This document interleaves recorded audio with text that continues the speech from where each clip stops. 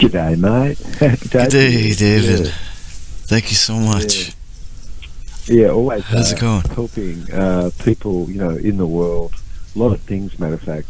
When I was a young bloke, of course, growing up on the islands, I had sometimes several thousand animals, and I looked after those animals, and you could see lots of things, but you have to see everything, healing up naturally. Yeah. And then interesting, people break bones, all sorts of things, but and then they go into where it's a hospital, and pretty much actually, if you ask anybody there, they ever seen anything heal up like this naturally, the answer always is no. Uh-huh. It's pretty much actual that where somebody's got something, well, you've got to have screws and screws, and they've got to have a bit of surgery and this sort of thing, Yes. hmm Interesting, like a lot of things actually really, no matter where you could look, you'll see up the cost of whatever, and it's like a pretending service often for some financial gain evermore. But if we could talk a bit about it, because like where a world could have lost its way just a bit, but some thread is present, that one could follow. We've been talking a bit about heat and cold shock protein, which is really essential where someone's healing bone. Just the same as anywhere. Matter of fact, the whole body uses these hot and cold shock protein. That's why, like in your training, you're doing what you can to bring people up to their a maximal level relative to, stress them. Yes, Yes, in their sir. fitness. That's right. And you're raising their temperature, and they're managing that and developing these heat shock proteins. Very important because that prepares the body to manage things. Fitness, that's an environmental thing. And you know that, like when you're born, you're only born with so much muscle. That's it. That's all the cells you'll ever have the rest of your life. But if we could look at a baby's muscles and then look at your muscles around your neck and think, Jesus, what happened there? You know what I mean? Oh boy. There's muscles, they're huge, and they grew, and they really grew, and they grew from the blood corpuscle having extravasated itself, meaning outside the vessel, got stuck where the endothelial cell was there, where some stress was of the myosin actin filament. And when you sleep at night, the double spore catch of the corpuscle migrate and aggregate and fuse and differentiate into the myosin actin filament, filling things out and building the biggest protein that you actually have in your body. A huge matter of fact, out of all the proteins that we have, it's what stores, glucose, glycogen, and things. But coming back full circle, you've got a bone broken, let's say the collarbone, whatever, and it could be overlapping even, like sometimes if someone's falling off a bike like 4 centimetres or whatever, but the biomechanics of the body as it's used is going to bring that bone out to the size it's supposed to be where you use it as it heals. If you don't use it as it heals, now you know that in the time past when somebody had an injury, you always would use, you did ice and elevation and rest. Oh yeah. And this is, you use ice, and but you don't use rest anymore. Use Oh God. exercise instead. Yes. Oh. Oh, okay. Yeah, That's good. yeah, totally. Why? Because the biomechanics is starting to actually cause your muscle to actually, be in the proper condition. So, for instance, the osteoclasts, they move in and they reabsorb bone, which could have been overlapping when this example, osteoclasts have moved in there. You use heat hot and cold shock protein, you use comfort compacts, and you do some few things like that. You'd be surprised. The osmolytic nutrient that the body could produce there goes right in and actually assist to cause and move all that and reabsorb that bone, and then dissolve it. And so where the overlap was, it's sort of gone. Now the osteoblast, the other cells there, yeah, and they migrate, forming into new bone matrix, and providing that you've used your muscles and your arm or whatever where this was, it's going to cause the biomechanics to absolutely only be in a set like it's supposed to be, and pretty much the bone is going to grow out to what it should. by like let's say 4 centimeters overlap was, by the time the bone, as that's all knitted back smooth, it would, and it'll be a little bit larger there where the break was. It'll and as you use the muscle and the arm, it's going to cause it to actually be able to grow to the degree that it's supposed to relative, and maybe you're left with something that's close to being exact like it was relative, yes, given the chance. And so, if many times over, if somebody came a bit too late, they went, oh wow, bones start to ossify, I don't think we're going to operate. And so now these people all get to see something heal up more, and they go, wow, well, Jesus, I healed up and I don't have all those pins and screws. I wonder what happened, you know. Wow. So we use beautiful substance, you know, like in the comfrey root that you do a comfrey compress with. I mean, things like that's quite amazing. But in our formulas, osmolytic element and sorrelin is a plant which it has its citrus, bergamot, clove, sort of like phytotaxin types of molecules, which you could also find in cabbage and the the BCT formula that we have, wild thyme and the vacuirs, a variety of these indole and sulfur molecules, which you could really just only be able to get something inside the cell. These heat shock proteins, which could you use far infrared or sauna, or you use exercise and stuff, you're driving these phytonutrients in. It's a time that actually you could do a little bit of supplementing before you actually do your exercise and stuff and bring your temperature up. Oh, wow. And then go ahead and teach people just a bit, go ahead and do the abrasives just a bit as part of your training. Once you've heated yourself up good, go ahead and quick, smart, cool yourself down somewhere where you're doing a shower or something, and you really, just to be part of the training and your fitness, you do it abrasive, you bring it down to be abrasive and keep it at an abrasive level for a little bit, and that's sort of really what causes cold shock proteins, which actually will clear away and reabsorb the ends of that bone and assist cause osteoclast to be functional. So that's why I just put off and onto a condition which is like that. And so you've really got molecules which really, like far infrared heat shock protein, like protein 24, for instance, it really is engaging this beta amino butyric acid, or BABA, like GABA, but BABA, which induces our primary defense, you see. And you've got these cold shock protein, which is essential, like in our formula, we've got like these phytoalexins and synthesis that stimulates calcium ions. A very selectedness of care gone into those formulas that we just mentioned, and it's way more than just like a vitamin C complex, whole food vitamin complex, but you've got the silica there, which absolutely helps as a template cause your body to be able to produce protein again. See, so it's more than just like, oh, you're going to take this, but no, it's teaching your body how to produce this again. See, and that's what nature does. Yeah, you got to have your enzymes. Yeah, has to be like nature. Remember I was a little boy, I looked at this egg, you know, and I had to learn how to tell if it was a fertilized egg, and so I'd hold it up to the light, you know, and I'd see if it had a red blood corpuscle in it, because that would be the first thing that formed. And everybody sort of knew that, but nobody could say nothing about it. I was thinking to myself, well, that's a red blood corpuscle. It sure is. Oh, yeah. And I was thinking, well, how did that red blood corpuscle form? Just in my mind as a boy. 12 days old egg, after 3 days, is 600% more element in the egg. It never took any nutrition, none. And there's no way that all that solid substance could have ever come from the shell. That was impossible. I could see that things were life transmutated, one thing into another, and that life was growing a lot of things, and that this explained everything. Now, I didn't know what the rest of the world knew. I only just had an idea I could see this. And lo and behold, that comes to be the fact as I learn about things. I study Lapinchotsky's work in Russia and Tsushima's work in Japan in hematopoiesis, which is a study of blood formation. Oh, yeah.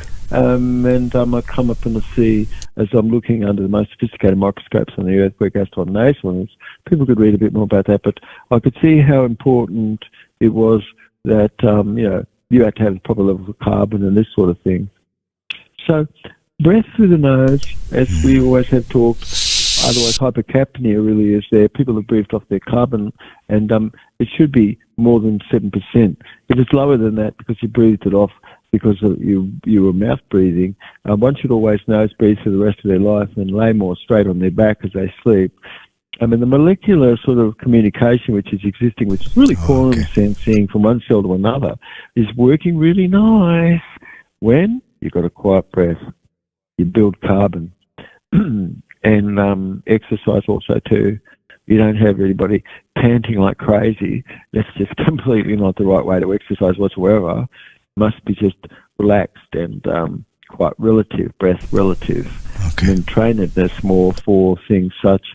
The response between the cells, you're always going to be conferring more their communication, providing you've got salt, a mineral there, and it's giving you that conduction.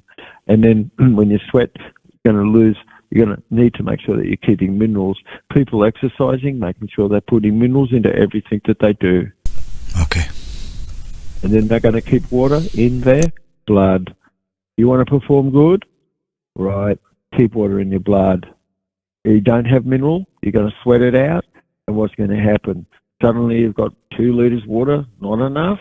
That's right. Don't have the hydraulics to lift your arms. And has anybody ever felt they went to the limit like that? Yes. And that's what happened. Do you see? So if you moderate what that is, you're able to keep it. That's a fitness where somebody is, and that you sustain yourself more. And nobody's going to say that you don't sustain yourself more. You're going to actually have an edge. You sure do. You've got an edge which is about endurance. Plus, if you've got good style, if you come down on something, you're going to come in where you use your force. Now you're using your force right. If you just go at something, that's going to be wrong. Because why? The force is not moved back into your body. And when it is, this is like how you've got the full force of your whole weight of yourself. But if you don't, you won't, and one has to know how to go down when they're doing something like this versus straight or necessarily up. When you go up, you put your weight behind it, you're coming from the ground, but when you're coming down versus just going straight at something, you're putting all your weight into what you're striking forward. It's a concept to think about, but you could think about this, you'll see a biomechanics going on, and it's like a bigger force. It can be measured. But L. cerebelis and L. plantarum are the organisms you're supposed to have in your intestinal tract. I mean, we're vegetarian. We are plant-based. We're not animal eaters, and there's 30 different surfactants that show we're not. Why? Because it's all accumulated in the nucleus, can't be broken down, and we can't eat anything from insects or birds or fish or animals, because the surfactant can't be broken down properly, and it impacts protein transcription in the cell otherwise. But these cold shock proteins can come in and help clear up and actually renew DNA by having proper ribosome and things, which are these tiny small particles which protein is made up out of, and associating those proteins into the proper order that they should be, and finding where things are out of order and skipping that out and putting a new copy back in there. Life Colloid do this called ubiquitin 1, 2, and 3, and these are very specific, selected for DNA and each of our formulas. So I looked at this in 1978, and I really have been investigating things, and just like I could just tell you like a small story, and I don't have to really be getting that from anywhere. It's just like somebody, you could ask me something about temperature, for instance, or anything. What's temperature dependent? Has anybody actually talked about what this is? And what would be the reason by 98.6 degrees Fahrenheit, we have a set temperature. And then when we have that set temperature, potassium is kept in your blood, your red blood corpuscle. And when it gets lower than that, potassium isn't kept proper in your red blood corpuscle. Temperature is very dependent, and you've got to have sodium and potassium to pass over the membrane, and that causes electrical potential.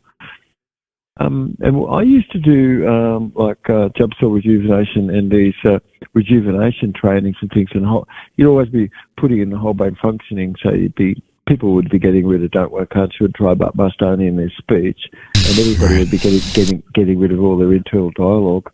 And through life, they'd be focused and they had a message to get rid of all their internal dialogue and stuff. Okay. And we would do, Annie and I, a quality of life index beforehand. Sometimes they'll come some few weeks before. And then we would do one pretty much like a few weeks after the training, and then another one like a few months afterwards, just to see if what had changed. And it would be just radical, actually, the quality of life index that people had. And if you could imagine, actually, just for a moment in time, you really start to become educated and you really feel leisure, and you've got a great security, freedom, and you've got a feeling of a social belongingness. And this is the things which cause well-being, for sure, and the quality of your life, where you are, where you move toward life food, and you're framing things positively, you're really more in whole brain functioning, you've got a lot more social welfare, a reflectedness, and you've got a great expectation and an enhanced quality of life. And so you've got access to things, haven't you? You've got access to reward more, and you've got really internal motivation, because that's better than a kick in the pants, like KITA, which spells kick in the pants. And you've got negative forms and positive forms of KETA there, but those only things cause movement, where an internal generator is where you're learning, growing, achieving, getting recognition, and these sorts of things. And these are the sort of things that people participate in day out. So when somebody does whole brain functioning training, they're doing an experiential-based training where you're taken through these elements, and how you perform in those elements, we can calibrate the things that you're doing and what's going on more inside, and what's your decision-making strategy and this sort of thing. So personal health really, and your spiritual relation that you have, and your good capacity to self-initiate, your partnering and your team building and this sort of thing, it's really more like a social belonging where somebody has these skills developed. And this doesn't happen just by sitting around. It actually happens like you're going out, you've got class, you do class where people are, talking to parents, you're talking to kids, you're talking to people, you've got a sounding board. These are often the best people in the world. They make the best partners, teachers often do, because they're really allowing, and they're really focused more, they're really caring more about adding to the quality of life of others. And isn't this what would be a great world, where everybody has this and you're inspired? It's just a random acts of kindness that's left behind, around any great act itself. But excessive cortisol otherwise, like with a don't want, can't, should, try, but must only, it always is like there for excessive cortisol. And did anybody say that? Well, they shouldn't they? Because you can see that where a lot of cortisol is, where stress is, the skin vitality isn't really kept lustrous, is it? Hair quality isn't actual of its sheen and proper thickness. One doesn't have a smoothness and flow, and fall asleep fresh but feel very fatigued. Adrenal fatigue, and then what happens to people's body? If you check it out, they get that fatty hump between the shoulders. Yep. And now they got these pink little purple sort of stretch marks on the skin and things where they start to lose weight and that sort of thing. And their blood pressure generally have a bit of challenge and that sort of thing. They feel quite irritable, and they've got a saggy abdomen, which is really the overproduction of cortisol, which causes it's called belly hang. Belly and butt hang is because somebody has excessive cortisol not broken down properly. Wow. And cortisol eventually slowly becomes lost because it's just like fat strap. Somebody's trying to have it. But always insulin would have never ever had its proper sensitivity into things just like this sort of cells. And you could see weight gain massively, and then eventually just weight loss, you see. So isn't it something like 40% of the United States here, adults are basically obese, I think, and 7.7% of 7.7 or something, I think, maybe severe obese. And so 74% of people are showing that they're overweight. and many, even some ethnicities, have the highest rate of obesity. So pancreatic function declines because of all this sediment that's being eaten. I mean, a lot of don't want, can't, should, try, but, must, only, and clip sort of language. So where things are smooth and someone feels happy or comfortable, you can hear that sort of a slight sort of roll where speech is. Otherwise, speech can become what's called clipped. I mean, then I'll give you an example of that in a second. But clipped language is always coming from the amygdala and the tegmentum of the brain, but when they're firing, it just doesn't let the frontal cortex function. So, it's coming from the adversive componentry. So speech, which is sort of clipped, to give you an example, it would be like, if you talk like this, it's going to be bad for you. That's a pretty good example of clipped language. So it's really like rap is clipped, and it's the analogue of adversive neurology within ourselves. Okay. So it's after a program where somebody it's a really great deal of improvement that's kept afterward, and it does show people's quality of life index really improves, quite radical, and it's really what's meaning before you think or you do anything, precognitive. We all of us have a set of things that's inside, and that already is set. And so could some of these things that we're talking about today in our program cause things to be reset below, to cause new information to be coded better in a more powerful way? But the pancreas and the Brunner gland must be restored, and the only way that you can do that is to improve hygiene of your blood. And when you improve the hygiene of your blood, your Kupffer cells can produce more albumin, which transports everything. And only that you can raise albumin, that we really clean the hygiene up of the blood. But in our bright being evermore, it's really just because you're focused and you're getting gained agreement. What happens when you haven't focused on that? Well, that's not going to be right. Everybody who has success, they really focus on more getting a gained agreement. And isn't this experience more of happiness and grace and things just flowing?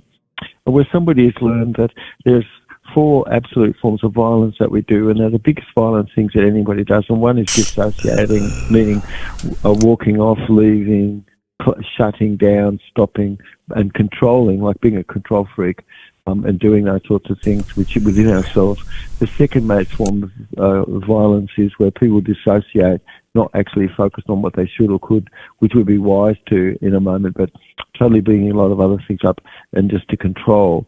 And so that's called distraction. Another one is to interrogate, where questions that one has of themselves or others is really other than causing your model to feel good and large. So it means it shrinks the model. That's called to interrogate. And intimidate is like, if you don't do this, you're going to be like lost to something sort of thing that you care for. So that's intimidation. These are 4 forms of violence, utter. But when we could stop that for 1 year, please, and then what one does then is to really put in a resource state. So you're focusing on, as you're a student, you're focusing on what you could do to be better at what you're doing, and you're thinking about excellence where you are and degrees of excellence, because it's really a comfort more that you could be having more bright and fresh where you are as you're listening to what this is here. And pay attention, because we've really got some really great shows more that's coming up.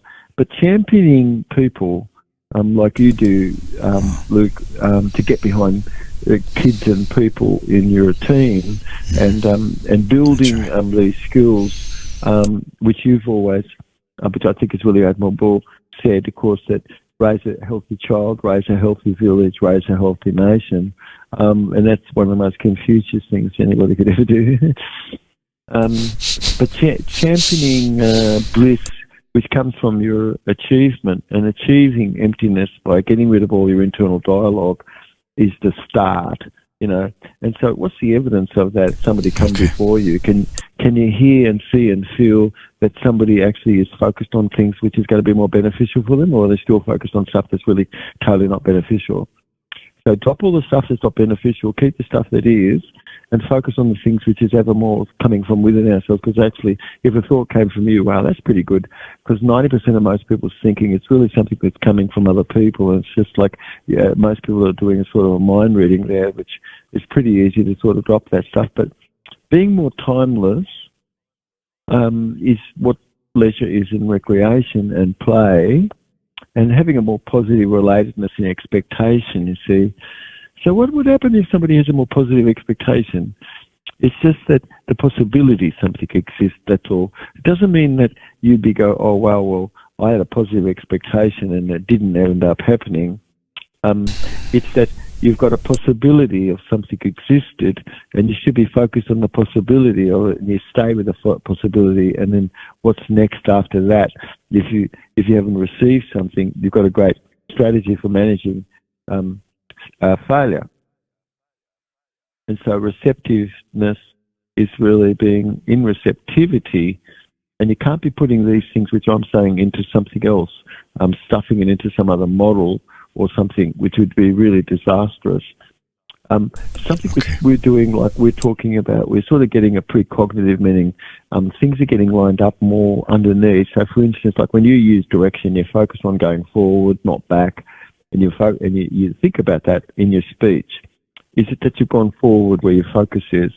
And is it that you focus on what we have within, and now you're associated? If you use direction outside, away from where something was, that's being more dissociated. There's a value in being associated and dissociated. It's just really, you're going to get rewarded more for being associated more in life rather than showing up completely dissociated where most people are.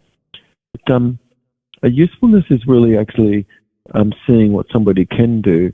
But how many of us are actually innovative? We could have grown up in an environment where you could be more innovative and you could adapt and very adaptive to get something done, like a gorilla with a stick.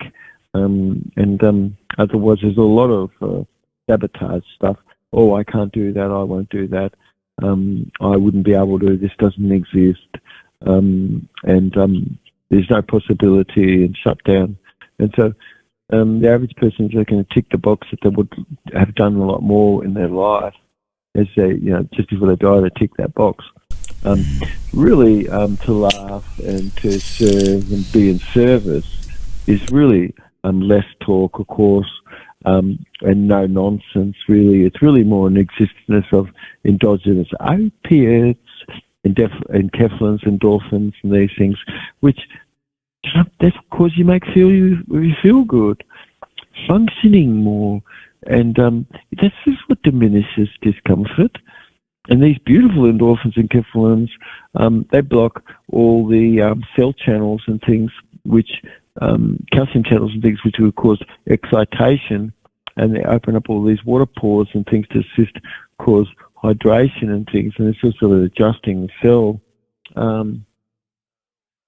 So there's only 12 times during the day where you really release your human growth hormone when you're in a parasympathetic state. And that's maybe some talk which would be great for us to actually talk about at some point. But when you're talking about subsoil rejuvenation, you're triggering osmolytic element to come in, and you're emptying the stone out of the liver and pancreas, and you're improving the low molecular osmolytics of your intestinal tract, so that you can have all these proper proteins which you were supposed to have. And the Brahma gland is the largest organ, more or less, in its function. It has to be giving you a north negative. Otherwise, where these things not going on, which you could just see in behaviour. Oh yeah. So for instance, where someone is overdone stuff and they don't have minerals, overdoing things, got to get the minerals. Well, you're going to see withdrawal. And the person sort of withdraws, and they feel sort of not too much supported, even if support is there. They feel like they're being punished a little bit, and they'll have knee-jerked into trauma pretty quick. And a lot of that is because it's just a reenactment of a trauma reenactment syndrome of the past. But thinking and behaviour is very conditioned, and the endocrine disruption where any behaviour is really a lack of focus, of attention, and a missed opportunity about I have learned how to respond to how to change some prejudice. And the excess was something that's gone on where a showing of that is sort of a real deep distraction, perhaps even, and a fixatedness, somnambulistic sort of trance, preferring just to do nothing during the day, being happy to escape because one did nothing. It's like, oh my God, you see, this is really disastrous. 78% of your nervous system you've got to have to get something to be passed on, and most of these people can't get anything to be passed on. Part of themselves want to do something, part of it doesn't, and so then nothing goes to take place because you've got 78% of your nervous system got to be behind something to get something really passed on. And so because there's no proper amphoterics, no proper amphiphilics, no proper permittivity that's existed where salts are, where someone really doesn't have much far infrared, they're losing all their far infrared, and it's really an ultraviolet catastrophe because someone's just going white like a sheet and losing it all. And withdrawal, you could see sort of someone not to be too social, and dopamine and serotonin access certain disruption, and obsessive compulsive disorders by not being able to turn a thought off, even when you say, oh, is there another way to think about something? When somebody can't, it's just not possible for them to turn their thinking off, which of course it is. It's just start to, you'll be noticed that you're the one who's in charge. You see, not somebody else who says, oh, I can't turn my thinking off. It's like, oh, well, got to start thinking about how you're doing that. The syntax of being in your kinesthetic, auditory, and visual self is the way that you have more Holbein patterning. And if somebody's focused on what success is, it's an outcome, and you focus just simply on what's supposed to be versus something in the past, it's a really slow. You've got more human growth hormone. You've got levels of insulin resistance to be perfect, and you've got a clearedness, of death and disease, and you've got really otherwise a lot of brain freeze going on. And behaviour that really is more analog sculpted, other than actually integrated, meaning pleasure and interest has caused things to flow within you. But so live food is really low phosphate. Live food is low methionine. One can learn about those things because those things are not too good for us. You can't have artificial light that kills. Where people are in prison some places and stuff in the world and they just get high phosphate food. They don't have proper light. That kills you. That harms. That's wrong. That's unethical, absolute and utter. And anybody who's not paying attention to this is immoral unless somebody actually speaks about this. This is cruel and unusual punishment going on where people are and wake up. But nidulus of stone formed from tiny increpit particle from fats and acid material, which is get deposited in the connective tissue and becomes a corpora annatio, which is a calcium phosphate, sort of a stone and heavy metal deposit from these nano life colloid particles which form into the stone, and where people have lost B12, which comes from B17, transmutated into cobalamin in the last three sections of your small intestine before it enters into the cecum. And you've got also B vitamins that, if you've got proper life colloid there, you've got capacity to be able to clear away all spike protein and stuff. And these incur because you've got natural light cycle, but you don't have that if you've got artificial light, which is kept on all the time and completely destroys someone's brain and mind, because that is not natural that you would ever do that. How dare anybody leave lights on where somebody is supposed to sleep? You see, that's cruel and unusual punishment. Wrong. How dare the world make money and bet on the stock market and put all that money into where things are, and that's growing the World Bank and the International Monetary Fund and all these things from prison and court bonds. How bad is that? Anyway, but I'm coming back where everybody is. It's more like you're getting out of civic confinement and entrapment, that you can truly have a longer life and you can learn to what to do food-wise. Live food, you could learn about it more, which is really 3 parts calcium and only 2 parts phosphate. And it's like roughly like 26% of the body is phosphorus as enzyme, and the white blood cells, and so you've got dark and moist air, and you can see that things glow and have a luminescence.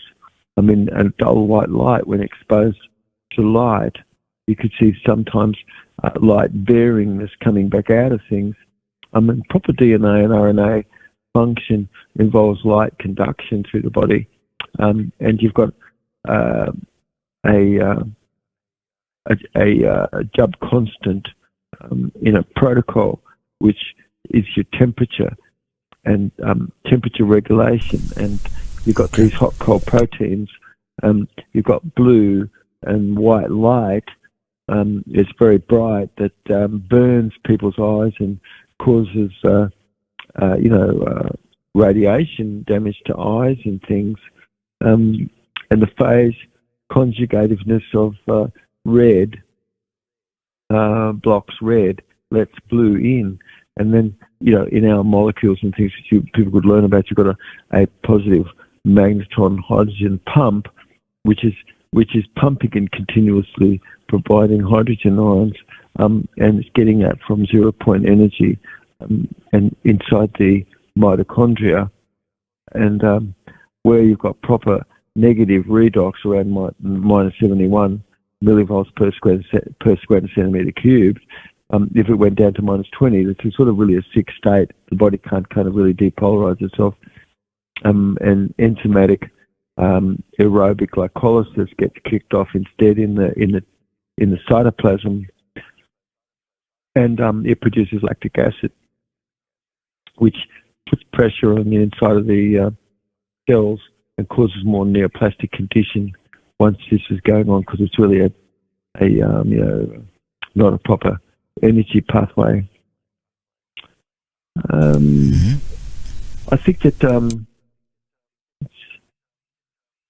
I think we should just cover just in complete, and then maybe there's some questions or something. But there's a calcium and phosphorus ratio on live food. If you go beyond that, you're going to get stone. Most people really have stone, and sweating and clearing away all of that really is a parasympathetic activity, sort of to be able to be relaxed. And GABA really is produced where you do your far infrared and you bring in these osmolytic element, and then you do far infrared where this is. It really is what neutralizes cortisol. And otherwise, dopamine and serotonin really has got a really nice balance. And then you're determining more how Job's instrument, which could determine for you conditions of whole brain function. You could learn a bit more about that, so you really focus more on practicing more whole brain patterning where you are. And there's so much that you could learn. You've got to sit back, listen. This is like a cooking show. Put it in the background, and even just have it on whilst you fall asleep. Suddenly you're going to have all the information. It's all sort of really locked in there, and you've got really great recall for everything. But you've got oxytocin, which really connects everybody together, and you really feel good as you feel connected to people. You're releasing oxytocin, you see. And so you actually absolutely have to have total dark where you sleep. You can't have light, and you've got enzymes in the body like luciferin, which is an example of protein, which is sort of really releases light. And tyrosine is one of those amino acids, which is really incredible because it's the only one of the major amino acids that actually can carry a mineral within it, and like rhodium, and other things, which also by, luciferin, that enzyme really is a natural length of light, which is really, really small, 555 nanometer to 450 nanometer range. You've got a natural illumination, and you've got pyramidal waves that are natural, not square waves. And so, you and I, we should have proper natural waveform where things should be pyramidal, which is natural, not squared out. So light contributes really more to a synthesis for RNA, which are ribonucleic acid, and also protein. And you've got a beautiful orange kind of like a glow more going on, and where the body is more in a far infrared, and as one loses their far infrared, capacity, one becomes more cold and melancholy, and then they're looking at the world. Oh, gee, it's really superficial, and one's driven a bit more with arrogance, a bit, and anxiety, restless, and the temperature at night is supposed to fall all through the night. So make sure your thermostat turned off so it actually really falls all through the night until you wake up in the morning, because otherwise temperature coming on in the night is going to wake anybody up. That's wrong. It's supposed to fall all through the night. But exposure to more artificial things that's like that is really wrong. Get rid of all the lights and artificial lights and actually really make sure that actually red light more is at night, not blue or white or something that's like that. And people should really sleeping more on their back, not too all curled up and tucked over and breathing all these inorganics and stuff under the blanket or whatever. But sleep onset latency is heightened, and a sensitivity to that, where somebody's really got a lot of more bright lights towards the end of their night and sort of things. And so it's a mismatch really of the Magna clock where light pollution is. And if your eyes really are letting light go through more to the pineal gland, which does, it's really the cause of your ability to be able to clear away and keep neoplastic condition at bay, you see. Wow. And so plastics in the body and these sorts of things, white, blue light, all those are things which are hazards, which we could pay attention to get rid of all the plastics out of the body and sweat them out. You need osmolytic element to do that, where that's in our formula. And so high phosphate, high methionine food, artificial light, fuels, you've got these nebulous, like we were talking about how stones form, and they don't form all through the connective tissue and certainly in the pancreas. And these calcium phosphate, calcium carbonate, calcium oxalate, and these sorts of stones can have a bit of heavy metal deposit there too. And this all gets into the connective tissue, and you've got really a loss of B12, B vitamins, and these things. Bring back natural light. Be careful not to have too much artificial light. Bring back natural wavelength where something is. Focus on having more red light at night, warm light instead of cold light. You've got, learned helplessness is even if the choices existed, most people are not taking the choice. And Hans Seil did experiments in the 60s and 70s that showed this. Today it's called sort of Stockholm Syndrome, where somebody could have fallen in love with a slave-servant monkey. And influencing or where something is, where learned helplessness is really like what's called Stockholm Syndrome. You've got choice where you are. You don't have to be factorized, and everybody's just not being where you could actually have a relation. And so there you've got a place in the world where most people can't really live together. And the Milgram experiment where it's going on really is where 33% of people listen to programs like this. 67% of people just would, if an authority person was there, they would do you harm. If you look into the Milgram experiment, you see. But 33% of people are really like more, and they're not going to be able to change their ethic whatsoever. And otherwise, you've got a really lot of Dunning-Kruger personality where somebody's really, really, really confident, but what's beneath that is just nothing. But help us, just next to nothing. And so, roughly 3 parts of your body should be calcium to 2 parts sort of phosphate basic, but roughly 20% of the body is really phosphorus, where enzyme is, and where we're having excessive amounts of that, which you could see going on where life is, which is not life food. These are sorts of things which one should become a bit more aware about. Yes? So anyway, I think that's a small journey for us a little bit. I wonder, might there be some questions, mate? Yeah. Oh, wow. Okay. I think I wrote some down in my phone. Let me grab that real quick.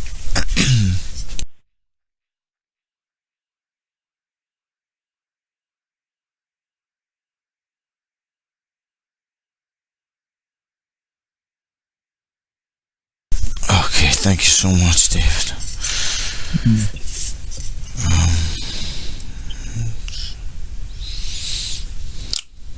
Got here. Okay. Alright. I mean, she's always, I'm worried I'm gonna ask you a dumb question. Oh no, they're the best questions. People standing by wondering, And the best part of the show is these questions people have said. So. Okay. Well, you got this thing called TikTok. I don't know if you heard of TikTok. It's an app on the phone, and yeah, it's used a lot now, especially commercially. People, they make videos that are educational, and then it's educational about you know, like, just as an example, they'll sell Shilajit and sea moss, Chondrus crispus, and some of it's pretty cool. What's the other one? I wanted to ask you about, they got something called hydroxyapatite. It's supposed to rebuild your teeth or something. Yeah, that's right. It sure does. That sure does. Oh, nice. And the things that are quite amazing. Matter of fact, you've got substance which could help grow and repair, and you've got substance which could clear away things. Today, I would say it would be good that someone could understand what goes on where someone can have had a flu or even something, because a lot of education isn't proper. But you've got melatonin being secreted, and most don't know how important melatonin is. Is one of the most powerful antioxidants, even more powerful than glutathione in the body, and that is supposed to be produced. And in our cell rejuvenation where we are, it's really important that it's produced. If your insight below is logged, you've got something precognitive, and now you can process new information, right? So let's say somebody's core temperature dropped because they had a fever, and now they know that was because of E. coli overexpressing a cold shock protein, because the core temperature of the body dropped, maybe 7 degrees for 2 hours, and so the colloid that's in the intestine transmutated more because cold shock protein was released. And so that's going to cause somebody to suddenly have a fever. And what does that bring on? It brings on heat shock protein after that. But where anybody was with it for 2 hours and their core temperature was in an environment more, which was only 50 to 59, it didn't really were in a circumstance where they got cold, cold shock protein would have been slowly released over a few hours, and finally somebody would go, oh wow, they got a fever. Well, they don't feel too well. Now heat protein comes on, heat shock protein, it raises the temperature to 103 or something like that, and then the E. coli sort of can't exist where that is. And so the body really has a mechanism to raise and lower temperature, and aggregation, fusion, and differentiation occurs from non-overreactive sort of expressed cold shock protein, where fever is, and lipid protection really of your eye has these molecules that are thermoregulatory, more liposome, which really are essential, for B cells to get triggered and get kicked off. And you've got substances that activate the B cells, which really is produced more where the eyes are. Isn't that amazing? You see, you've got melatonin, which easily passes through any membrane. It's really, really high lipid-loving, meaning lipophilicity, and also it's water-loving too, hydrophilicity. So it's really found in a widespread number of all the cells, and low-weight fragments of that molecule stimulate melatonin, and Jubb's black amber and berries and nuts and seeds all contain melatonin. Walzyme and digestate, of course, do, and then it gets clearing away of high methionine, which really is that spike protein, where things actually getting rid of spike protein.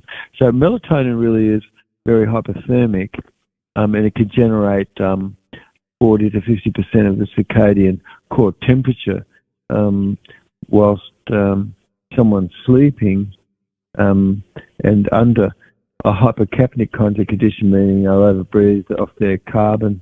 It could have caused skin temperature to really become markedly impaired, which usually it does, and it really becomes quite cold. And it causes a reduced level of melatonin in circulation. And where someone is mouth breathing, their tonsillar tissue behind the back of the nose and the throat, where the orbital organ is, becomes inflamed and congested, and degrees of tissue hypoxia goes on, and low light exposure impacts and blocks melatonin production.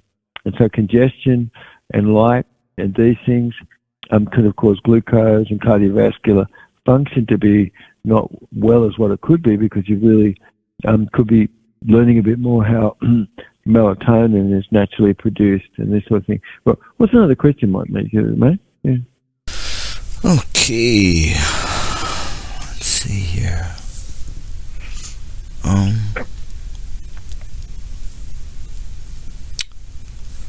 So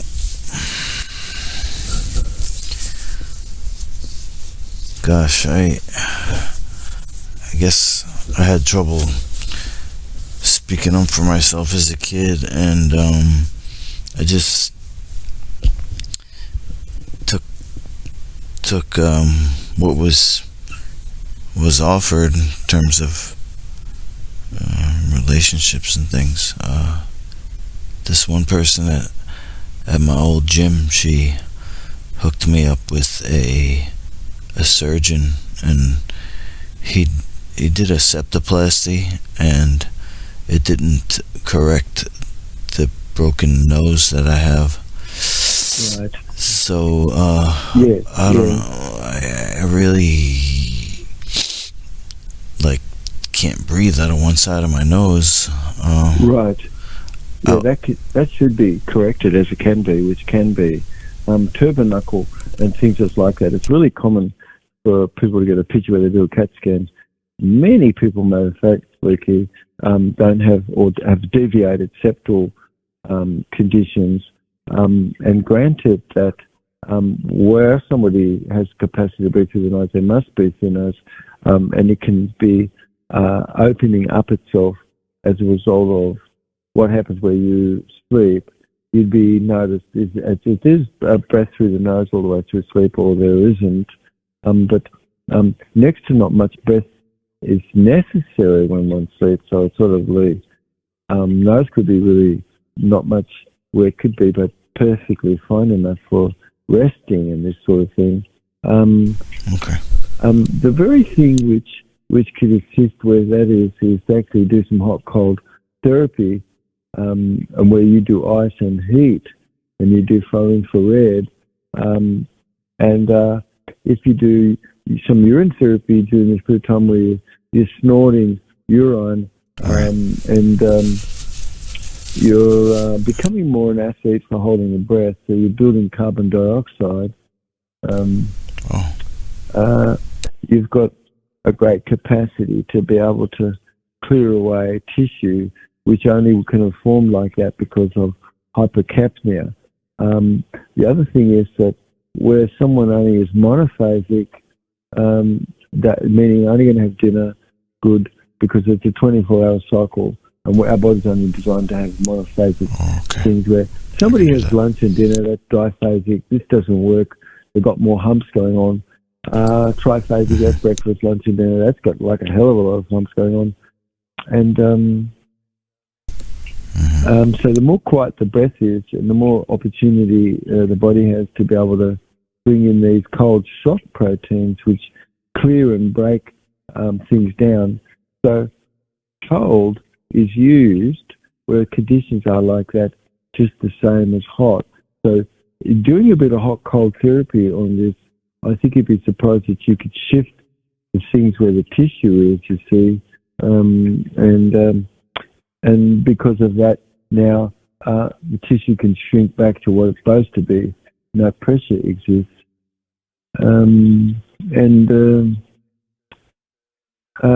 cortisol otherwise always would have released excessive ghrelin.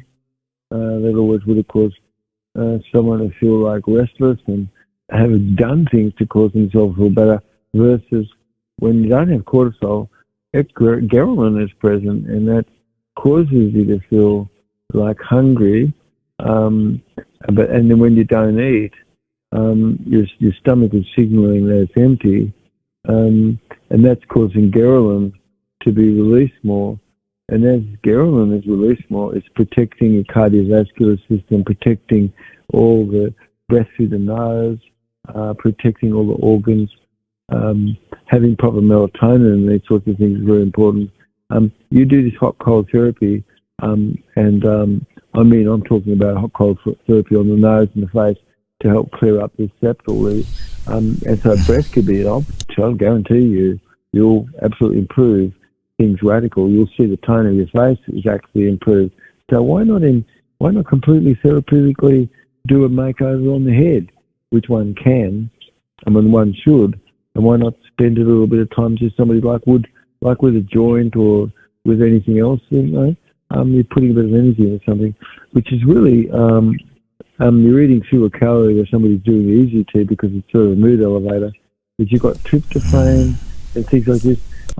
You've got a natural tasting of food, smelling it.